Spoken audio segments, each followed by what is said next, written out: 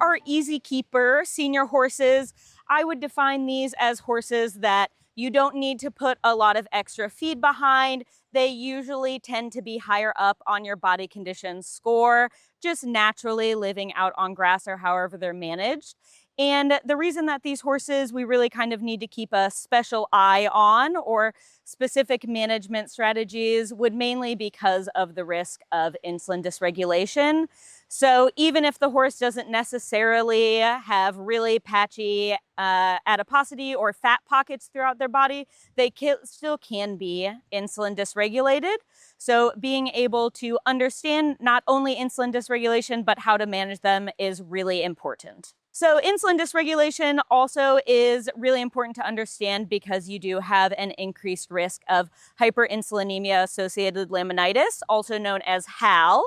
So with that increase, laminitis, when you have an increase of insulin within the horse's bloodstream, it's actually going to elongate the cells in the laminar. So that is going to be your cells that connect both the hoof to the hoof wall, and normally they connect like this, but then as you have that increased insulin, they're going to start to elongate and stretch apart, and that is going to provide a lot more flexion, so that coffin bone will tend to rotate or shift down into the sole of the hoof, which is extremely painful for these horses.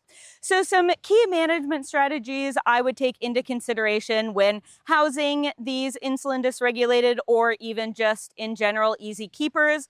I would make sure that you are aware not only of the percent NSE that you're feeding, or non-structural carbohydrates that you feed on the feed bag, but also the grams of NSE that are being fed per meal.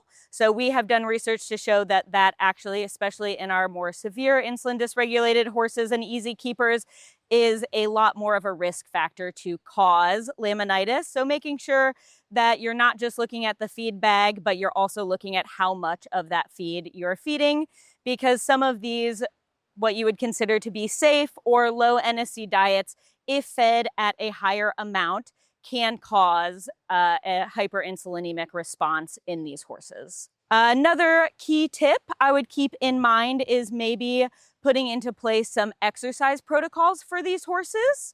So horses that are very sound, haven't necessarily had laminitic issues, you definitely could do a little bit more moderate exercising. I think the recommendation right now is to stick between 130 and 170 beats per minute for about 30 minutes at a time, 5 times a week, versus if you have a horse that has had laminitis in the past, it's best to do a little bit lower exercise protocol for them, keeping their heart rate lower and not as severe. So maybe around 110 for 30 minutes, 5 times a week, has shown a great impact on not only their body condition, but also decreasing that risk for laminitis. So in addition to keeping in mind the amount of NSE you're feeding in single meals, it's also important to know and understand the amount of NSE that's in the forage the horse is consuming.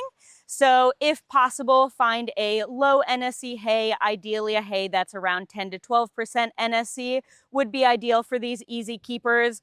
And then make sure that you are able to either limit their fresh forage intake or make sure you at least understand the composition of the pasture that they are exposed to. Another good recommendation for these horses would be to do seasonal endocrine screening. So not only is it good to know the baseline insulin, but it's really important to do these diagnostic screenings. So doing an oral sugar test. We have had research in the past to prove that going just off of their baseline or their resting insulin, you will not always realize that the horse is insulin dysregulated. So having that diagnostic test is extremely important. And then in addition to that, making sure that you are doing it throughout the years. We have also shown that the season has a huge impact on how the horse responds to feedstuffs, the oral sugar test. So making sure that you do it throughout the season. So, in spring, we are used to seeing that peak in insulin response to oral sugar tests. But if you were to test in the fall, you might not see that same peak. So making sure that you're checking throughout the season so you're aware of how your horse is adapting and changing.